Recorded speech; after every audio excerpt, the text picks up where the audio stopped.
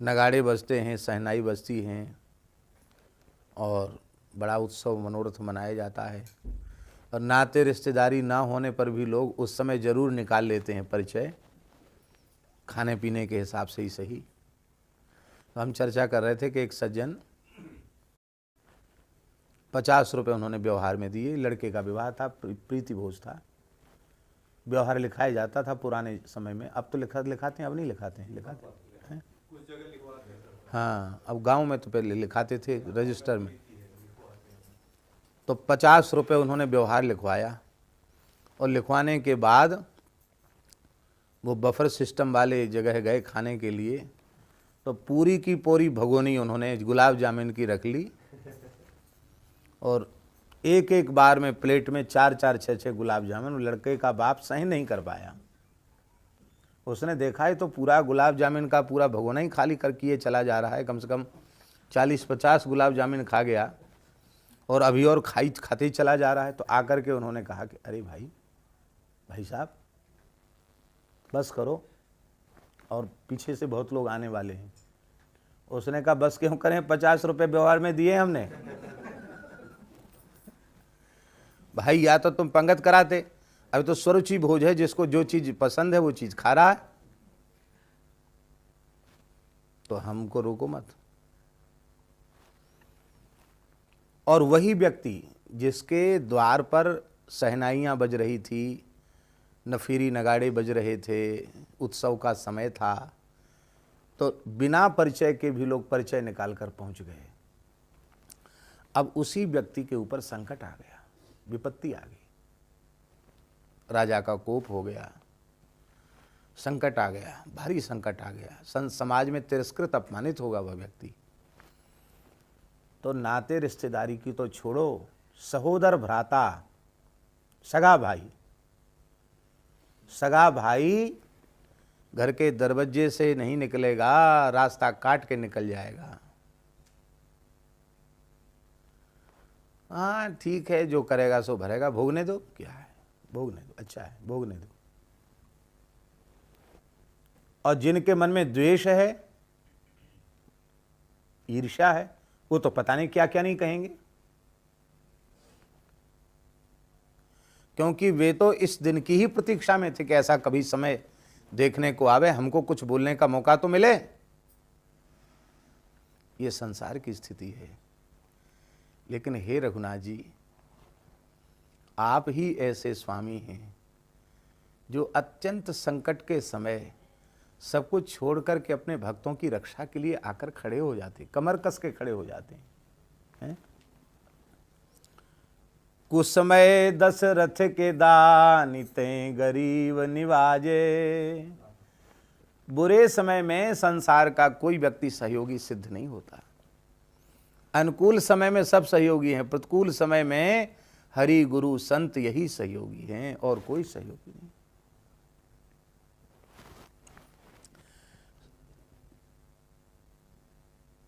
दुख की घड़ी में, सुख के समय हमने देखा है, सुख के समय संत महापुरुष संकोच करते हैं अपने अनुगतों के यहाँ जाने पर, संकोच करते हैं, रहने दो क्या करना, ठीक है। और दुख के समय भयंकर संकट हो, आरती हो, दुख हो, तो बिना बुलाए ऐसे प्रकट हो जाएंगे कि अरे महाराज जी कहां से आ गए। आपने तो अनुभव किया है, हैं? जब जब भयंकर संकट का समय आया, भयंकर संकट, प्रतिकूलता जीवन में पिताजी के, जहां जहां भाग के गए वहीं महाराज जी पहुंचे, महाराज जी वहां प्रकट हो गए। सब जगह। अरे भाई ठीक है, सब बढ़िया है, पता ही नहीं, कोई संदेश नहीं, कोई सूचना नहीं, महाराज जी प्रकट हो गए, पहुंच गए महाराज जी। तो दुख के समय जहां जाना नहीं चाहते थे, बलवानपुरा इच्छा नहीं थी, लेकिन हमारे वजह से बलवानपुरा गए। महाराज जी श्री पहाड़ी बाबा महाराज बड़े फक्कड़ महात्मा थे, बड़े बड़े लोग उनसे जुड़े हुए थे, कभी किसी की याद नहीं करते। एक दिन रात्रि को 1:30 बजे उठ के बैठ गए। राम राम राम राम राम राम राम, गर्मी का समय था, राम राम राम राम राम राम राम राम राम राम, अनर्थ हो जाएगा, अनर्थ हो जाएगा, राम राम राम, अनर्थ हो जाएगा। कलकत्ते में एक परिवार में एक ही व्यक्ति थे, युवक, जो कुछ थोड़ा बहुत कमाई करने वाले थे, और उनकी एक विधवा माता थी, पिताजी पधार गए थे, एक उनकी विधवा सास थी और उनकी पत्नी, छोटे छोटे बच्चे। और उस व्यक्ति को बीमारी हुई और हॉस्पिटल में ले गए। चिकित्सा में कोई कसर नहीं की गई, अंत में डॉक्टरों ने हाथ खड़े कर दिए। वो पूरी तरह कोमा में था और उसके शरीर में, माने ऐसा समझो कि सारे सिस्टम काम करना बंद कर दिए, लीवर और सब चीज़। बोले अब वेंटिलेटर पर रखो तो रखो, ले जाओ उसको। पैसा भी बहुत लग चुका था। और फिर यही हुआ कि भाई जब डॉक्टर कहते कि अब कोई संभावना नहीं है, अच्छे उनके प्रेमी थे परिवार के डॉक्टर, तो उन्होंने कहा कि व्यर्थ में अब रखने से कोई लाभ नहीं, ले जाओ। तो उनकी वृद्ध माँ और उनकी सास और उनकी पत्नी, अब 3 महिलाएं घर में और तो बच्चे हैं, तीनों ने रोना शुरू किया और गुरुदेव को याद किया, पहाड़ी बाबा महाराज को याद किया। हे गुरुदेव, हम भगवान को नहीं जानते हैं, आपको ही जानते हैं, आप कृपा करके बचा लो। नहीं, कलकत्ते जैसे शहर में दुकान तो अब कोई, हम महिलाओं में कोई दुकान चलाएगा नहीं, दुकान थी उनकी, दुकान तो कोई महिलाओं में चलाएगा नहीं। बीमारी में बहुत पैसा लग गया और अब ये जाने वाले हैं, तो हम लोगों का क्या होगा घर में? और कुटुंब परिवार के लोग कौन कितना ध्यान देगा विपत्ति के क्षण में? सबको अपनी अपनी रहती है, कौन ध्यान देगा कोई पता नहीं। महाराज जी को याद किया, वहां उन लोगों ने रोकर महाराज जी को पुकारा और यहां महाराज जी उठ के बैठ गए। बोले अमुक व्यक्ति पर संकट है और उसके जीवन का समय पूर्ण हो रहा है, आयु उसकी खत्म हो रही है, दूत आ गए लेने वाले, लेकिन भगवान को पुकारे, संतों को, गुरुजनों को पुकारे और उसकी रक्षा न हो तो भेष की मर्यादा पर कलंक लग जाएगा। राम जी से कह करके उसकी उम्र बढ़ानी पड़ेगी। महाराज जी बोले। तुरंत महाराज जी ने कुआं से जल खींचा, हाथ पैर धोए और ठाकुर जी की देहली पर तुलसी चढ़ाई और तुलसी चढ़ा करके बैठ गए ध्यान में। और पक्की बात ये थी कि बिल्कुल यमदूत आ गए थे लेने के लिए। और जैसे ही महाराज जी हाथ पैर बैठ धो करके, गर्मी का समय था, नीम के नीचे महाराज जी रहते थे, तखत पे बैठ गए, ध्यान में बैठ गए। और 4 बजे इधर महाराज जी ध्यान से उठे और वह व्यक्ति उठकर मृत्युशैया से बैठ गया। और सुनिए, उस व्यक्ति ने कहा कि हमको तो ऐसे ऐसे भयंकर लोग लेके जा रहे थे, और उसी समय महाराज जी क्रोध में भरे हुए आए, जोर की फटकार लगाई, सबको भगा दिया और फिर मुझे उन्होंने ठीक कर दिया। सारे शरीर का सिस्टम ठीक हो गया महाराज, सब सिस्टम बिगड़ गया था, सब ठीक हो गया। ना तो टेलीफोन आया, ना कोई पत्र आया, ना कोई तार आया। वहां से पुकारा, यहां से महाराज जी ने ठाकुर जी से प्रार्थना करके कष्ट दूर कर दिया। क्या स्वार्थ था उस व्यक्ति से? रुपए पैसे का स्वार्थ था? क्या स्वार्थ था उनका? कोई स्वार्थ नहीं था। पर उन्होंने बड़ी सहजता से, और बाद में फिर वो लोग ठीक ठाक हुए, आए। महाराज जी ने उसको न ज़्यादा कहने सुनने दिया, न कुछ ऐसा, उसको बहुत ज़्यादा कोई महत्व नहीं दिया। अरे वो ठीक है, बोले राम जी की लीला राम जी जाने, बस इतना ही कहा। राम जी की लीला राम जी जाने, लीला तो हम प्रत्यक्ष देख रहे थे। बोले राम जी से झगड़ा करके उम्र बढ़ानी पड़ेगी, उम्र तो पूरी हो गई और वो व्यक्ति अभी भी जीवित है। अब तो खैर खूब सब ठाकुर जी की कृपा से खूब ठीक ठाक हैं। तो कहने का आशय ये है, दुख के समय भगवान और भगवान के प्राण प्यारे भक्त संत, इनको छोड़कर जीव का सहायक कोई नहीं। भले ही कोई संत आपके दुख की घड़ी में आपके निकट न पहुंच पावे, पर वे हृदय से जो आपके लिए भगवान से प्रार्थना करेंगे, उस प्रार्थना से ही कष्ट की निवृत्ति होगी। लगेगा तुम्हें ये कि अमुक के सहयोग से हमारा, नहीं, वो सब 2 नंबर 3 नंबर की बात है। 1 नंबर की बात है कि उन महापुरुषों के पवित्र भाव से, संकल्प से, उनकी प्रार्थना से ही तुम्हारी सुरक्षा हुई। कई बार जीव को पता नहीं चलता और उसके संकट को भगवान दूर कर देते हैं। देखते देखते भगवान संकट को दूर कर देते हैं।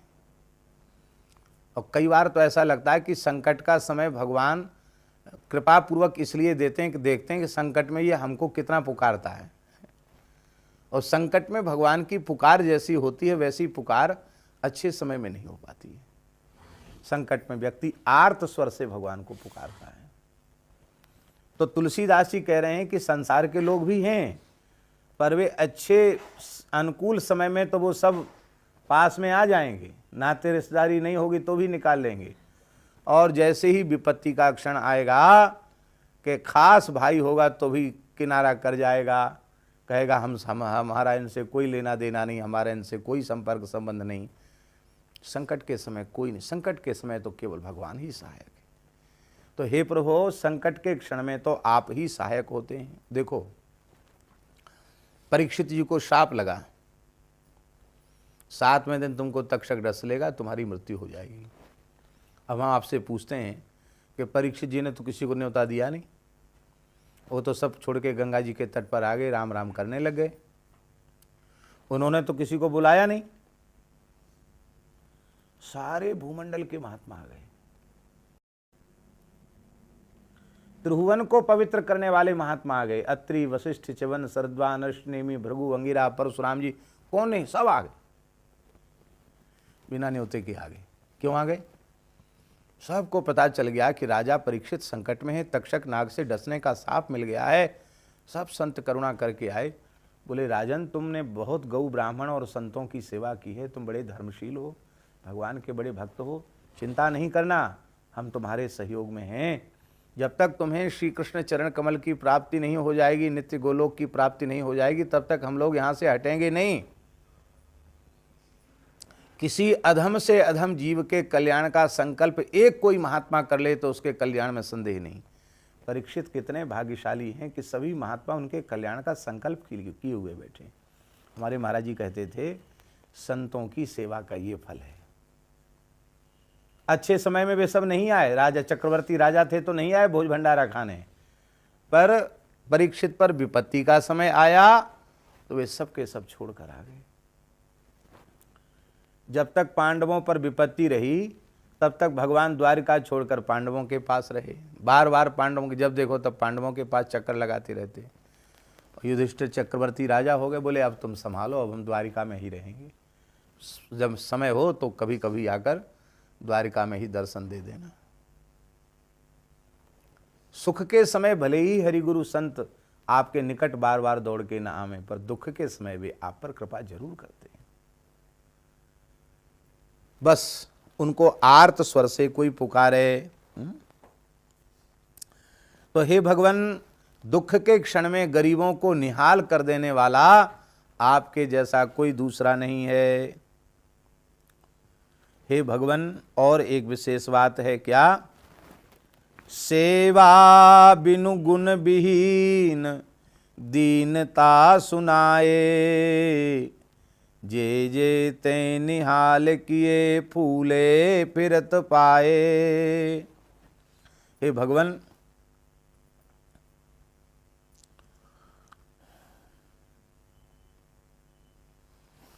संसार की रीति यह है कि वे आपको तभी कुछ देंगे, आप पर कृपा करेंगे, जब आप उनका कुछ हित करेंगे। किसी भी प्रकार से आप उनकी सेवा करेंगे, आप उनका हित करेंगे, तो वे आपके ऊपर प्रसन्न होंगे, आपको कुछ देंगे। आपको निहाल करने की बात सोचेंगे, पर आपने सेवा ही नहीं की। हाँ? आपके किसी स्वार्थ की सिद्धि ही नहीं हुई, तो आप उसको कुछ देंगे? ऐसे व्यक्ति को जिससे कोई लेना देना नहीं, एरू गैरू नत्थु खैरू ऐसी रास्ता चलता हुआ आदमी है, कुछ नहीं किया उसने, सेवा भी नहीं की, और कोई उसमें गुण भी नहीं है, ना तो उसने सेवा की और ना उसमें कोई गुण है। और ऐसा व्यक्ति आ जाए और दीनता सुनाए, ऐसा व्यक्ति आ जाए जिसने कभी कोई सेवा न की हो और उसमें कोई गुण न हो, और आकर के फिर कहे महाराज हम बड़े विपत्ति में हैं, बड़े दुखी हैं, आपको छोड़कर हमारा दूसरा कोई सहारा नहीं है, आश्रयदाता नहीं है, आप कृपा करके हमें आश्रय दीजिए। तो हे भगवान, आप एक क्षण की देरी नहीं करते, जे जे तै निहाल किए।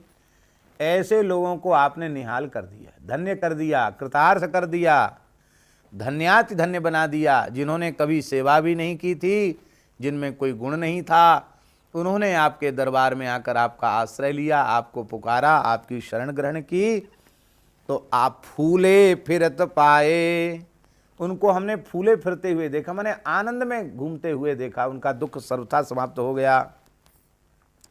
तो हे भगवान, ऐसे आप हैं।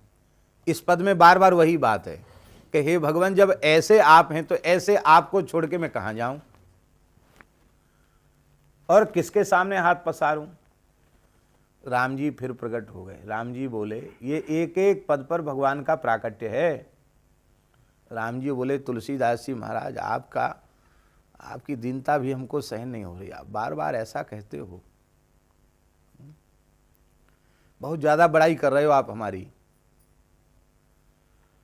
अब ज्यादा घिंघियाओ मत, हैं, घिंघियाना कहते हैं ना, निहोरा ज्यादा मत करो, हम बहुत प्रसन्न हैं तुम्हारे ऊपर, अब तुम हमारे हो, कोई चिंता मत करो, अब ज्यादा लंबी चौड़ी भूमिका मत बनाओ, आपको क्या चाहिए सो बताओ। होता ना कि कोई चीज़ तो लंबी चौड़ी भूमिका बनाते, आप तो ऐसे हैं, आप तो ऐसे हैं, आपने उसका ऐसा कर दिया, आपने उसका ऐसा कर दिया, आप ऐसे हैं, आप वैसे हैं। अच्छा ठीक है, सुन लिया। अब आपको क्या काम, क्या है काम बताइए, क्या चाहिए आपको, क्या जरूरत है आपकी, आपकी आवश्यकता क्या है। धन्य है, धन्य है, धन्य है। ऐसा अंतःकरण जिसका होता है उसी को भक्त कहते हैं, उसी को प्रेमी कहते हैं, उसी को अनुरागी कहते हैं। क्या तुलसीदास जी कहते हैं, महाराज हम आपकी रुचि के अनुसार चलने वाले हैं। जे विधि प्रभु प्रसन्न मन होई, करुणा सागर कीजिए सोई। हम तो उस मत के हैं, लेकिन यहाँ थोड़ा सा हमारा एक आग्रह है। क्या बोले, उदार दाता तो सब कुछ देने के लिए तैयार खड़ा है, पर दाता को देना वही चाहिए जो गृहीता को रुचे। हमें जो अच्छा लगे वो आप दीजिए। भगवान हंसने लगे, बोले तुम्हें अच्छा लगे तुम बताओ क्या चाहिए तुमको, हैं? क्योंकि जन कहूं कछु अदेय नहीं मोरे, मैं अपने जन के लिए कुछ भी अदेय नहीं है, मैं सब कुछ देने के लिए तत्पर रहता हूं। तो गोस्वामी तुलसीदास जी कहते हैं कि जाचक की रुचि जान करके हे नाथ यही दान आप हमें दीजिए। क्या दान दीजिए? रामचंद्र चंद्र तू चकोर मोहि कीजय। हे प्रभु, मैं और कुछ भी आपसे नहीं मांगता हूँ, केवल यही मांगता हूँ कि आप हमारे चंद्रमा हैं और मैं आपका चकोर बनकर निरंतर आपकी मंद मंद मुस्कान को निहारता रहूं, और मुझे कुछ नहीं चाहिए। मैं आपसे आपके अतिरिक्त कुछ नहीं चाहता हूं, बस आपका ऐसे आप खिलखिला के हंसते रहो, प्रसन्न रहो। जैसे चकोर चंद्रमा को अपलक नेत्रों से देखता है, मैं से आपको देखता रहूं। यह है निष्काम भक्ति, यह है प्रेम लक्षणा भक्ति। आप चंद्रमा हैं, आप अपना चकोर मुझे बना लीजिए। श्री सीतारामचंद्र भगवान की जय।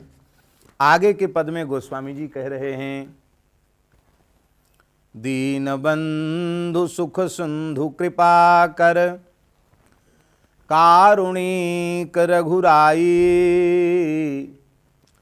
सुनहु नाथ मन जरत त्रिविध जुर करत फिरत बोराई, कबहु जोगरत भोग निरत सठ हठ वियोग बस होई, कबहु मोह बस द्रोह करत बहु, कबहु दया अति सोई, कबहु दीन मतिहीन रंक तर, कबहु भूप अभिमानी, कबहु मूढ़ पंडित विडम्बरत, कबहु धर्मरत ज्ञानी, कबहु देव जग धनमय रिपुमय, कबहु नारीमय भासै, संस्कृति सन्निपात दारुण दुख बिनु हरि कृपा न नासै, संयम जप तप नेम धर्म व्रत बहु भेषज समुदायी, तुलसीदास भव रोग राम पद प्रेमहीन नहीं जाई, तुलसीदास भव रोग राम पद प्रेमहीन नहीं जाई। बहुत ही प्यारा पद है। अभी इसकी व्याख्या जरूर होनी चाहिए, इतना सुंदर पद है, बहुत बढ़िया पद है। या तो आज थोड़ी गर्मी भी हो रही है और यहीं 5:45 हो रहे हैं, तो यहीं आज इसको पूर्ण करके कल इसकी चर्चा हम करेंगे। श्री राम जय जय राम, श्री राम जय जय राम, सीताराम जय सीताराम, सीताराम जय सीताराम, राधे श्याम जय राधे श्याम,